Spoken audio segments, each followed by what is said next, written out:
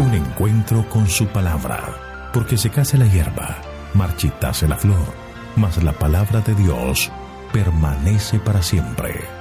Con ustedes, el doctor José Ricardo Arias Quintero.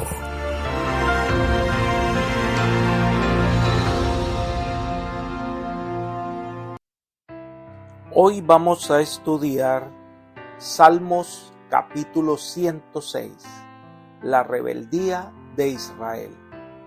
Te invito a orar. Padre nuestro que estás en el cielo, santificado sea tu nombre. Gracias, Señor, por tus cuidados y bondades. Solicitamos que en este momento el Santo Espíritu esté con nosotros al estudiar este salmo, que nuestras mentes sean iluminadas para aplicar estas verdades a nuestra realidad personal.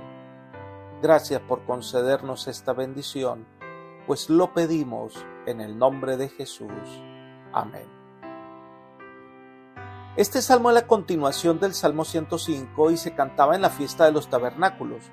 El consejo que recibimos por los testimonios es que estos dos capítulos deben estudiarse juntos y aprender de ellos.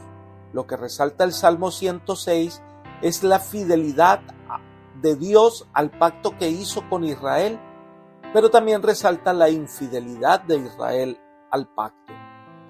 Este era un motivo suficiente para que Dios desechara a su pueblo, pero su amor y misericordia fue evidente al perdonar vez tras vez el pecado de su pueblo. Este salmo nos invita a reconocer que Dios es fiel y que su amor y paciencia es inagotable. Alabado sea el Señor. Este salmo se refiere a la salida de Egipto del pueblo de Israel, la peregrinación en el desierto y la historia en la tierra prometida durante el periodo de los jueces. Sus descripciones de la debilidad e insensatez de Israel y el poder de Dios que se muestra tanto en la liberación como en el castigo se alternan en todo el salmo. Este salmo comienza con una aleluya y alabanza y termina con una alabanza a Dios, recordando que Dios es el único digno de adoración. Elena de White nos recomienda que los salmos 105 y 106 debieran estudiarse. Ella dice: la experiencia de Israel referida en estas palabras del apóstol y registrada en los salmos 105 y 106 contienen lecciones de amonestación que el pueblo de Dios en estos últimos días necesita estudiar especialmente. Insto a que estos capítulos sean leídos por lo menos una vez por semana. Testimonios para los ministros, página 98. El estudio de estos salmos nos ayuda a reconocer las bondades de Dios, la ingratitud del hombre y nos presenta la solución. Vamos a estudiar el Salmo 106 y saquemos lecciones que nos ayuden a crecer espiritualmente. La introducción es una alabanza a Dios, versículos 1 al 3. Leamos el versículo 1. Aleluya, alabad a Jehová porque Él es bueno, porque para siempre es su misericordia. Lo primero que hace el salmista es destacar la bondad de Dios y el término misericordia, que viene del hebreo Gesed, podemos traducirlo también como amor divino, que hace una referencia a que ese amor de Dios había impedido que rechazara totalmente a Israel. El significado de esta palabra Gesed es tan amplio que no hay en el español una palabra que pueda abarcar su significado. En la traducción del lenguaje actual, leemos este texto así: Dios nunca deja de amarnos. ¡Qué maravillosa verdad! A pesar de nuestras rebeliones, nuestros pecados y nuestras ofensas, el amor de Dios por nosotros no cambia. Por otra parte, la expresión porque para siempre es su misericordia se convierte en el estribillo de todo el Salmo 136. Además, este versículo era cantado en el templo como parte de una fiesta importante. Sigamos con los versículos 2 y 3. ¿Quién expresará las poderosas obras de Jehová? ¿Quién contará sus alabanzas? Bienaventurados los que guardan el derecho, los que hacen justicia en todo tiempo. Se pregunta sobre quién está dispuesto a reconocer que Dios ha obrado en favor de su pueblo. Es una invitación a recordar las múltiples bendiciones que Dios les ha dado.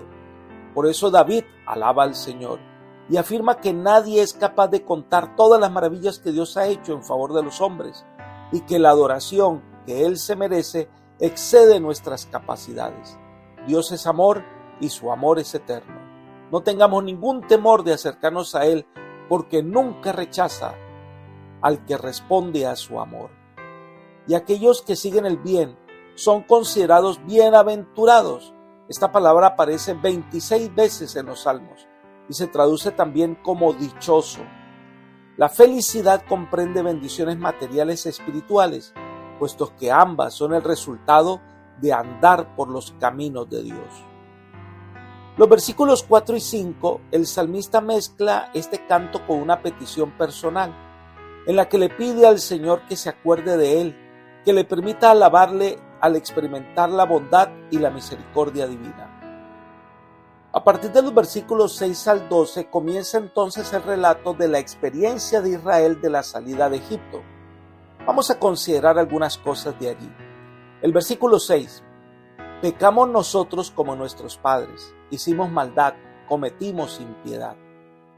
Esta sección, que va del versículo 6 hasta el 39, describe las deslealtades de Israel desde Egipto hasta Canaán y comienza a enumerar 8 transgresiones que el pueblo cometió en el desierto y los pecados en la tierra de Canaán. Dios sacó a Israel de Egipto por su poder. Los milagros que Dios hizo en Egipto eran suficientemente grandes y una maravillosa manifestación del poder y el amor de Dios por su pueblo. Y esto debía ser muy suficiente para que el pueblo confiara en la dirección divina. Entonces se describe el primer pecado de Israel en el desierto. Veamos el versículo 7. Nuestros padres en Egipto no entendieron tus maravillas, no se acordaron de la muchedumbre de tus misericordias, sino que se rebelaron junto al mar, el mar rojo. Así que ellos olvidaron considerar la bondad divina obrada en Egipto. Nosotros, como los israelitas, tendemos a aceptar las bendiciones de Dios como algo común y corriente, sin permitir que esa muestra de su bondad cause en nosotros una impresión duradera. Así que la primera rebelión, la primera transgresión confesada por el salmista es: se rebelaron contra Dios a orillas del Mar Rojo. Por eso se destaca la bondad divina, versículo 9, pero Él los salvó por amor de su nombre, para hacer notorio su poder. Dios amó a su pueblo y lo liberó. La expresión por amor de su nombre nos muestra que Dios obró por causa de su carácter, además que su reputación estaba en juego. Los milagros obrados por Dios para sacar a Israel de Egipto no era para que Israel muriera en el desierto. Dios tenía un plan y ese plan debía ser reconocido por todo el mundo. Ahora, recordemos que Él nos ama y va a demostrarle al universo en qué consiste su amor y cómo obra en favor de nosotros los seres humanos. En los versículos 9 al 11 describe lo que pasó en el Mar Rojo. 2 cosas hizo. Lo hizo pasar en medio de las columnas de agua, en medio del mar en tierra seca. Y lo otro que hizo fue que el mar se cerrara y ahogara a todos sus enemigos. Y esto lo hizo porque amaba a su pueblo y deseaba darles una tierra especial. Elena de White recuerda: Él los rescató de su condición servil para poder llevarlos a una buena tierra, una tierra que había preparado en su providencia para que les sirviese de refugio que los protegiera de sus enemigos. Quería atraerlos así y rodearlos con sus brazos eternos, y en reconocimiento de su bondad y misericordia debían ellos exaltar su nombre y hacerlo glorioso en la tierra.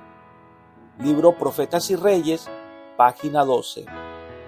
Dios desea que Israel proclamara al mundo que Dios es fuerte y poderoso y que es leal a sus promesas. Y el versículo 12 describe el canto triunfal. Leamos: entonces creyeron a sus palabras y cantaron su alabanza. Después de ver la manifestación de Dios, ellos creyeron en el poder de Dios y terminan alabando a Dios por su bondad. Y esto es lo que se conoce como el Cántico de Moisés, que aparece en Éxodo capítulo 15. y describe en poesía la magnífica liberación obrada por Dios. Al leer el Salmo 106, los versículos 13 al 15, es interesante notar la manera en que David presenta la realidad de la historia de Israel. Leamos. Bien pronto olvidaron sus obras, no esperaron su consejo, se entregaron a un deseo desordenado en el desierto y tentaron a Dios en la soledad. Él les dio lo que pidieron, pero envió mortandad sobre ellos. Aquí se describe la segunda transgresión que se confesara de Israel. No esperaron en el Señor. Se adelantaron al plan que Dios tenía para ellos. Aquí se describe que a pesar del milagro del Mar Rojo, donde Dios abrió el mar para que cruzaran, y la destrucción de todos los ejércitos egipcios, el pueblo olvidó rápidamente las bondades de Dios, y el pueblo de Israel tentó a Dios. Pusieron a prueba a Dios, exigieron carne, y Dios aceptó el desafío, les envió carne, pero el resultado de su rebelión fue la muerte de muchos rebeldes. Este fue el segundo pecado en el desierto, cuando no esperamos que Dios revele su bondad para con nosotros.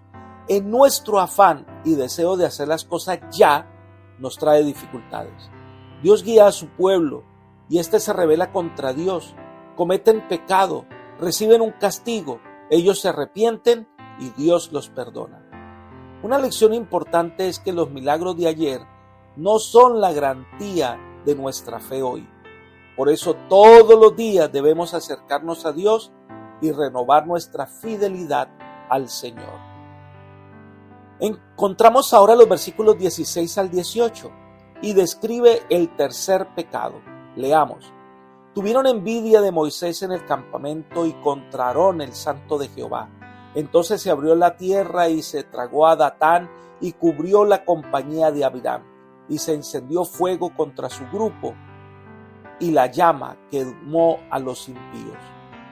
Este pecado era la envidia sobre el liderazgo de Moisés y Aarón. Datán y Abiram desconocieron a los líderes que Dios había puesto sobre Israel. El castigo de Dios fue abrir la tierra y se tragó a los rebeldes, y el fuego consumió a todos los impíos que le acompañaron. Sin embargo, Dios perdonó a su pueblo y no lo rechazó.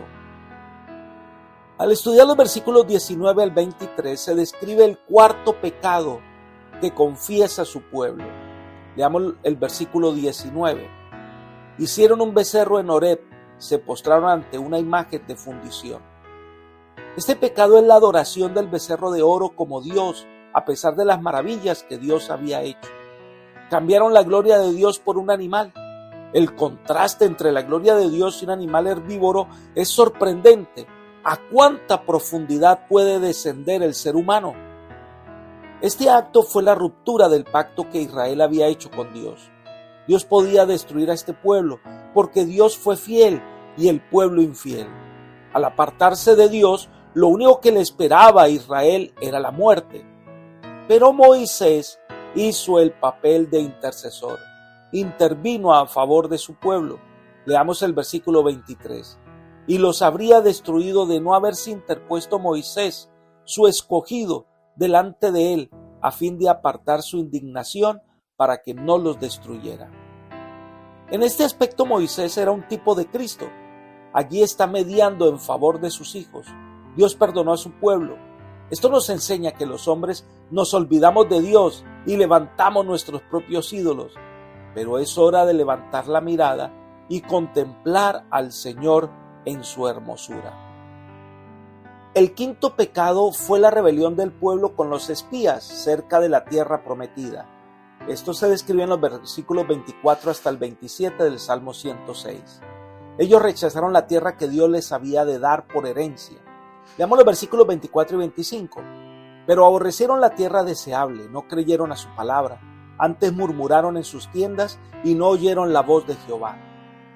El Señor los había sacado de Egipto, los había librado de la muerte, les dio la ley en el Sinaí. Ahora ellos olvidaron lo que Dios había hecho y rechazaron la tierra.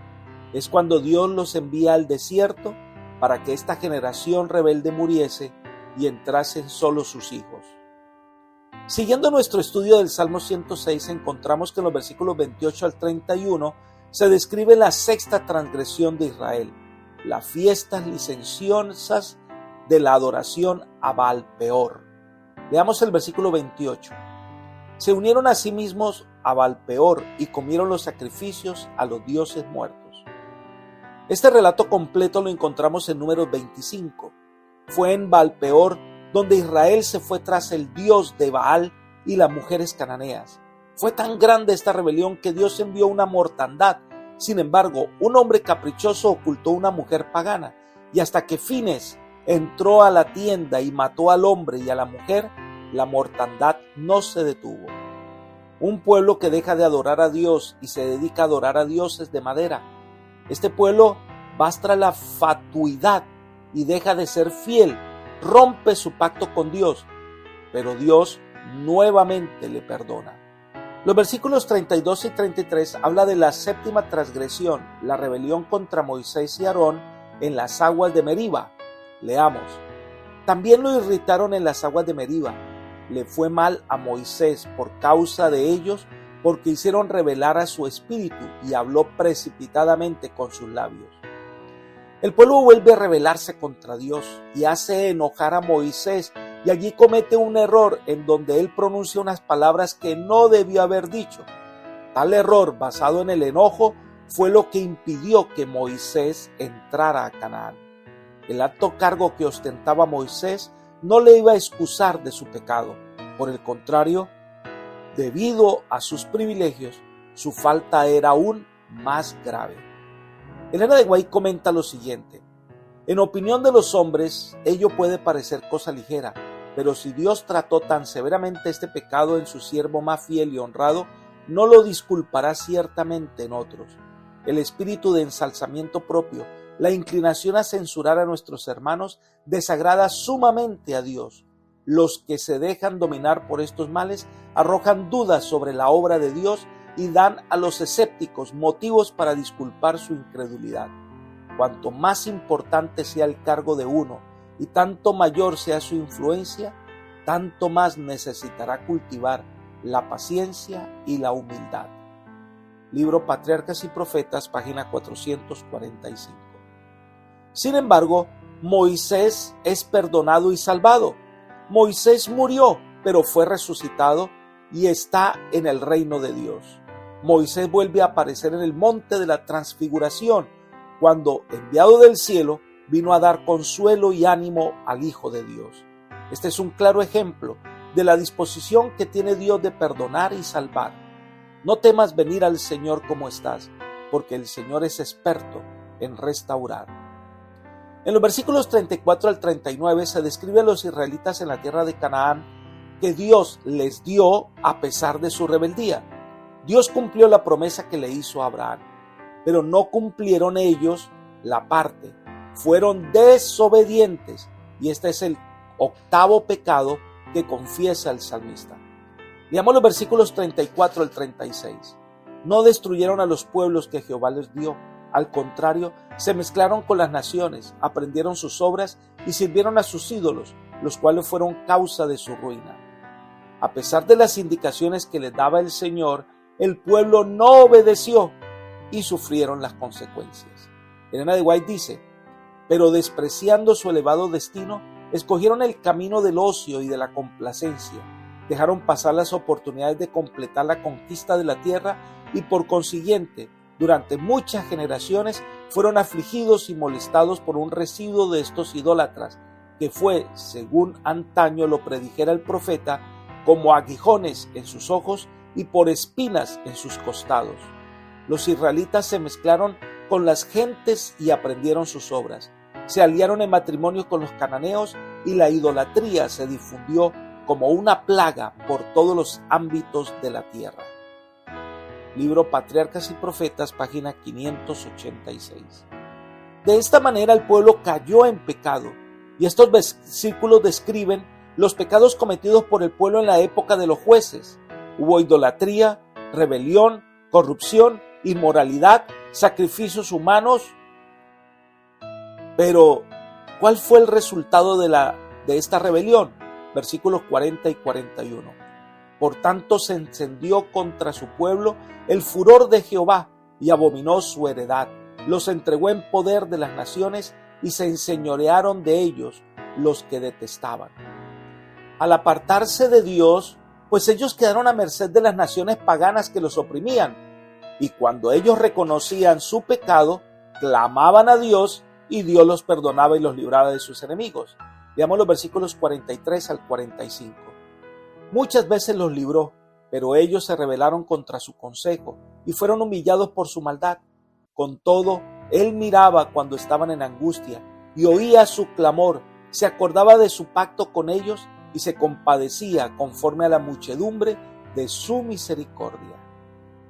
Aquí nos recuerda que Dios es fiel al pacto que hizo con Abraham.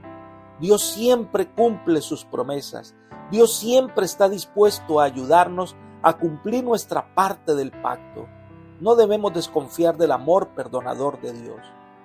Y entonces viene un clamor, una oración que brota de un corazón que reconoce la bondad y la misericordia divina. Versículo 47. Sálvanos, Jehová Dios nuestro, y recógenos de entre las naciones para que alabemos tu santo nombre, para que nos gloriemos en tus alabanzas. La única manera de salvarnos es que Dios tenga misericordia de nosotros, nos perdone y nos otorgue sus más grandes dones. El salmista clama para que el Señor venga y podamos estar con Él, a su lado por siempre. El Salmo 106 termina con un reconocimiento que hace el salmista de la grandeza de Dios. Versículo 48. Bendito Jehová, Dios de Israel, desde la eternidad y hasta la eternidad. Diga todo el pueblo, amén, aleluya. El pueblo de Dios existe es por la bondad de Dios. El pueblo de Dios existe por la paciencia de Dios. Alabado sea su nombre. Apreciado amigo y hermano, te invito a hacer una reflexión. Para reconocer lo maravilloso que es el perdón de Dios, debemos entender primero qué es el pecado y cuán grande es nuestra rebelión. Cuando lleguemos a comprender lo que significa el pecado y lo grande que ha sido nuestra rebeldía, entonces apreciaremos mejor el amor perdonador de Dios y reconoceremos su misericordia, le tributaremos honra y cantaremos a su nombre, porque Dios es bueno y maravilloso es su amor para con nosotros. Dios nos ama tanto que a pesar de nuestros pecados y rebeliones, Él está allí para restaurar, salvar y perdonar. Por favor, no seamos más ingratos con Dios. No lleguemos al colmo de nuestra rebelión dando la espalda al único ser que realmente nos ama y desea salvarnos. Es hora de entregar nuestra vida a Dios. Es hora de permitir que su amor restaure nuestra existencia. Es hora de confiar en sus promesas. Que el Señor te bendiga hoy. Es mi oración por ti. Amén.